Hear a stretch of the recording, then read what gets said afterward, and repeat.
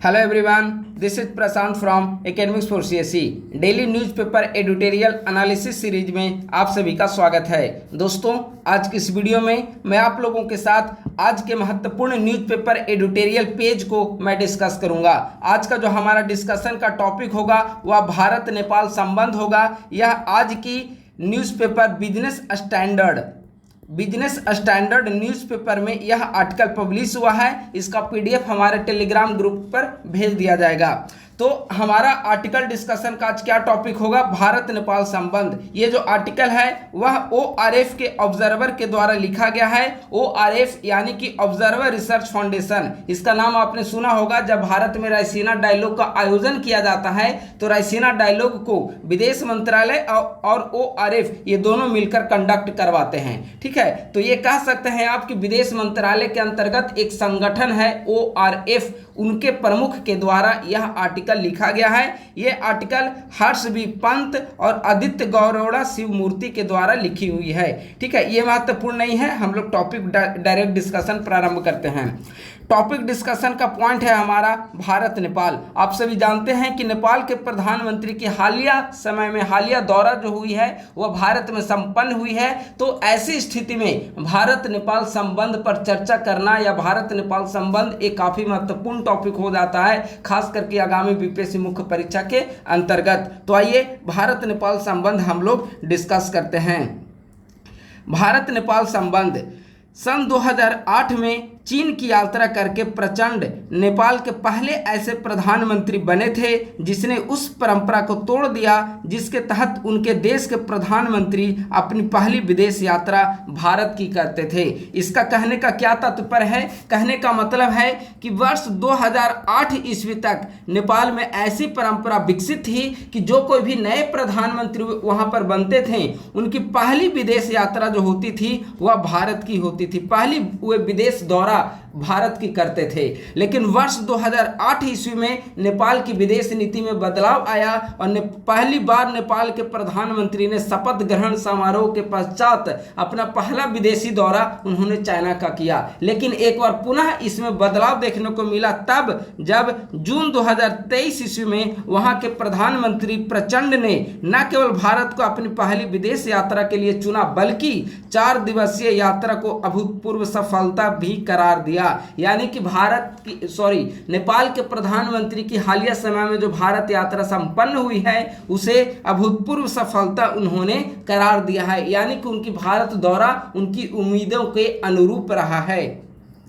उनकी हालिया भारत यात्रा बताती है कि दोनों देश खराब दौर से निकल चुके हैं और अपने सफल रिश्ते को हिमालय की ऊंचाइयों पर ले जाने की दिशा में बढ़ रहे हैं। ये सेंटेंस काफ़ी बेहतरीन है। भारत के प्रधानमंत्री नरेंद्र मोदी ने भी स्टेटमेंट के दौरान कहा था कि हमारा और नेपाल का जो संबंध है वह हिमालय से भी ज़्यादा ऊंचा है, हिमालय से भी ज़्यादा प्रगाढ़ है। यह दर्शाता है कि भारत नेपाल संबंध किस प्रकार की स्थिति में अभी बना हुआ है। इन 4 दिनों के दौरान दोनों देशों ने मत भिन्नता वाले मुद्दों के बजाय मत ऐक्य वाले ऐसे मुद्दों को प्राथमिकता दी। यानी कि ये जो अभी 4 दिन की दौरा हुई है नेपाल के प्रधानमंत्री की, उस दौरे के अंतर्गत भारत और नेपाल ने विवादित मुद्दों को साइड करके उन मुद्दों को तरजीह दिया जिस पर दोनों देशों का इंटरेस्ट आधारित है, जिनमें 5 प्रमुख परियोजना और 6 समझौते संपन्न हुए। कौन कौन से 6 समझौते हैं ये आपको हमेशा याद रखना होगा। रिसेंट जो डेवलपमेंट हो रही है विभिन्न देशों के मध्य द्विपक्षीय वार्ता के जरिए या बहुपक्षीय वार्ता के जरिए, उसमें क्या क्या समझौते किए जा रहे हैं ये आपको याद रखना होगा।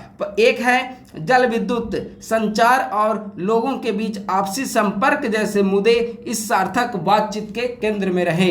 इतना ही नहीं, जल विद्युत के क्षेत्र में सहयोग एजेंडा में शीर्ष पर रहा। यानी कि जल विद्युत में किस प्रकार से भारत और नेपाल एक दूसरे का सहयोग कर सकते हैं, ये जो मुद्दा था, ये जो मामला है, भारत नेपाल के बीच बातचीत का प्रमुख अंश रहा है।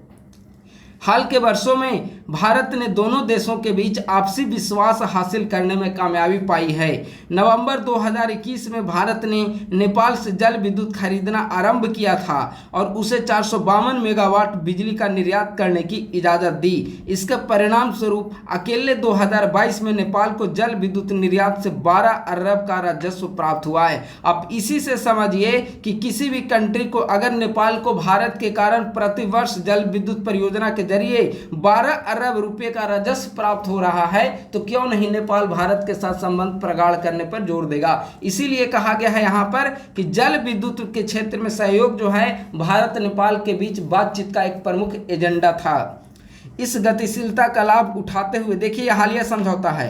भारत और नेपाल अब नेपाल के जल विद्युत निर्यात के कोटे को अगले 10 वर्ष में बढ़ाकर 10,000 मेगावाट करने पर सहमत हो गए हैं। यानी कि पहले जहां सिर्फ 452 मेगावाट बिजली निर्यात करने की इजाज़त दी गई थी, अब निर्यात के कोटा को अगले 10 साल में 10,000 मेगावाट करने पर विचार किया गया है। कौन कौन सी इसमें कंपनियां जुड़ेंगी? भारतीय कंपनी है अरुण और नेपाल की कंपनी है कर्णाली। ये महत्वपूर्ण है, आप इसको लिख लीजिए, प्रीलिम्स से पूछा जा सकता है कि हाल ही में भारत और नेपाल के मध्य जो जल विद्युत को लेकर समझौते किए गए हैं, जल विद्युत परियोजना को लेकर, उनमें कौन कौन सी कंपनियां शामिल हैं? तो भारतीय कंपनियां अरुण और कर्णाली, ये दोनों भारतीय कंपनी है, भारतीय कंपनी है ना। ये जल विद्युत परियोजनाओं का विकास करेगी और पंचेश्वर बहुउद्देशीय परियोजना की विस्तृत रिपोर्ट को लेकर तेजी से काम करेगी।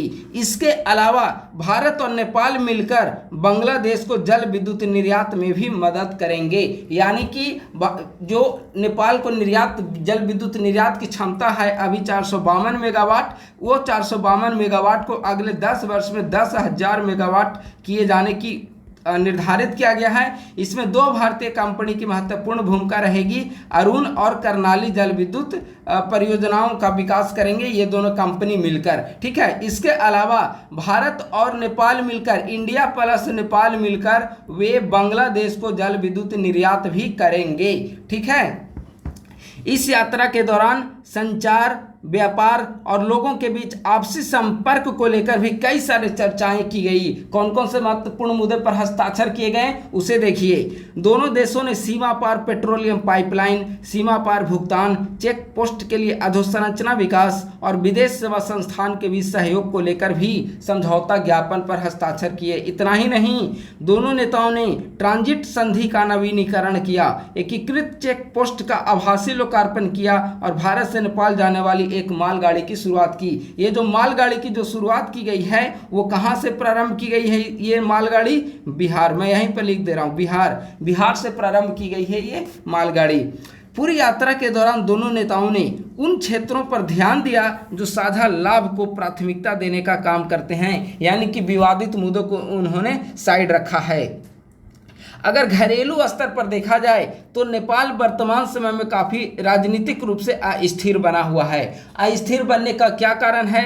संसद में स्पष्ट बहुमत का अभाव है, यानी क्या है, वहाँ पर गठबंधन की सरकार है। इसके अलावा हाल ही में भूटानी शरणार्थियों से जुड़े घोटाले ने प्रचंड के कमजोर गठबंधन को भी मुश्किल में डाल रखा है। एक तो वहाँ पर गठबंधन की सरकार है, दूसरी वहाँ पर भ्रष्टाचार का आरोप लगे गए गठबंधन की सरकार पर, तो स्वाभाविक है कि एक तो गठबंधन की सरकार है, ठीक है, इसके अलावा अगर उस पर भ्रष्टाचार का आरोप लगेगा तो गठबंधन के जो साथी हैं वो सत्ता से अपना हाथ पीछे खींचने की ओर अग्रसर होंगे।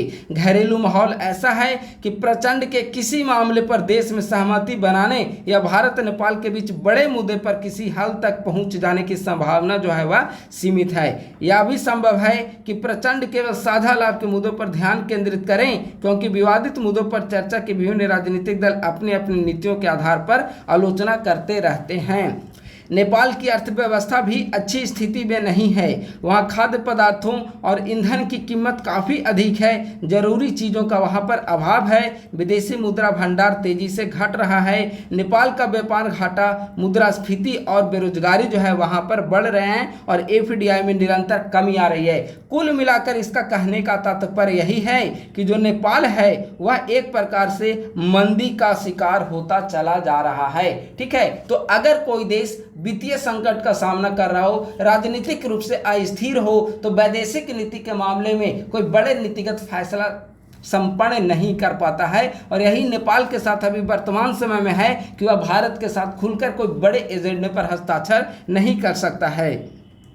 राजनीतिक स्थिति की अगर बात करें तो इस बात पर विवश किया जाए कि वह भारत के साथ लाभदायक परियोजनाओं और साझेदारी की दिशा में पुनः आगे बढ़े। यही कारण है कि आप देखिएगा कि एक समय जो था वह एक समय नेपाल बीच में कुछ वर्षों पहले नेपाल चाइना की ओर पूरी तरीके से डिक्लाइन होता चला जा रहा था, चाइना की ओर झुकता चला जा रहा था। विभिन्न परियोजनाओं में चाइना की हिस्सेदारी बढ़ती चली जा रही थी, वहाँ पर अवसंरचनात्मक विकास में चाइना की हिस्सेदारी बढ़ती चली जा रही थी। लेकिन एक बार पुनः नेपाल जो है वह इंडिया की तरफ बड़ी उम्मीदों के साथ देख रहा है और भारत भी नेपाल के साथ मिलकर साझे लाभ वाले जो हित वाले जो मुद्दे हैं उस पर काम करना भारत चाहता है।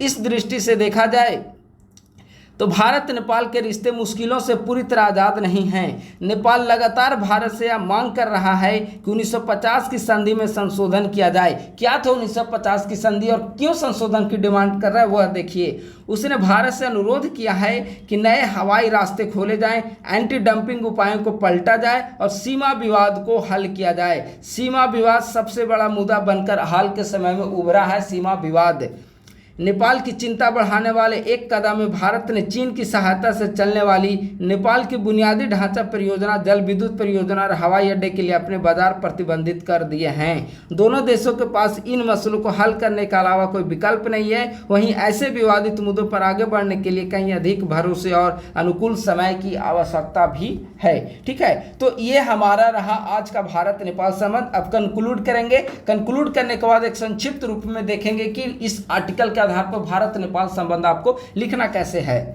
हाल ही की यात्रा के ये सफलताएं बताती हैं कि भारत और नेपाल दोनों आपसी साझेदारी और सहयोग से उत्पन्न होने वाले लाभ के बारे में अच्छे तरह से जान रहे हैं। वे यह मानते हैं कि उभरती विश्व व्यवस्था में उन दोनों का सामरिक महत्व है और तमाम राजनीतिक चुनौतियों के बावजूद उन्होंने सकारात्मक गतिशीलता कायम रखी है। यह है आज का हमारा भारत नेपाल संबंध। देखिए ये किस प्रकार से आप मान लेते हैं कि इंडिया नेपाल टॉपिक आपका नोट्स कंप्लीट है। ठीक है, हम लोग मानकर चल रहे हैं कि इंडिया नेपाल जब प्रधानमंत्री की यहाँ पर यात्रा संपन्न हुई थी तो आपने इंडिया नेपाल के बारे में बहुत अच्छे तरीके से पढ़ा होगा। वैल्यू एडिशन में ये आर्टिकल आपके लिए महत्वपूर्ण होगी। ठीक है, जैसे आपको बताना है कि भारत नेपाल के बीच कौन कौन से समझौते हुए, इसे आपको लिखना है। ठीक है, इसके अलावा कौन कौन सी कंपनियां जल विद्युत परियोजनाएं में इन्वॉल्व हैं, बांग्लादेश को निर्यात करेंगे, ये आपको लिखना है। कौन कौन से समझौते किए गए, आपसी संपर्क को लेकर चर्चा हुई, कौन कौन से सीमा पार पाइपलाइन हो गया या फिर मालगाड़ी की शुरुआत की गई, ये सब जो समझौते हैं वो आपको अपने नोट्स में बनाना पड़ेगा। ठीक है, किस प्रकार से यहाँ पर चाइना का इन्फ्लुएंस देखने को मिला है, ये जो चाइना का इन्फ्लुएंस वाला आर्टिकल है उसे भी आपको यहाँ पर अच्छे तरीके से लिखना होगा। तो इस प्रकार से भारत नेपाल संबंध आज का आर्टिकल का टॉपिक था, यह समाप्त हुआ। हमारे द्वारा प्रतिदिन इंपॉर्टेंट न्यूज़पेपर का इंपॉर्टेंट एडिटोरियल एनालिसिस इस YouTube चैनल पर वीडियो के रूप में उपलब्ध कराया जाएगा, जो आपको आगामी मुख्य परीक्षा की तैयारी के लिए भरपूर सहयोग करेगी और भरपूर उसमें मदद करेगी। उम्मीद है कि आपको ये वीडियो पसंद आई होगी। Thank you so much. Like, subscribe और शेयर करना ना भूलें। धन्यवाद।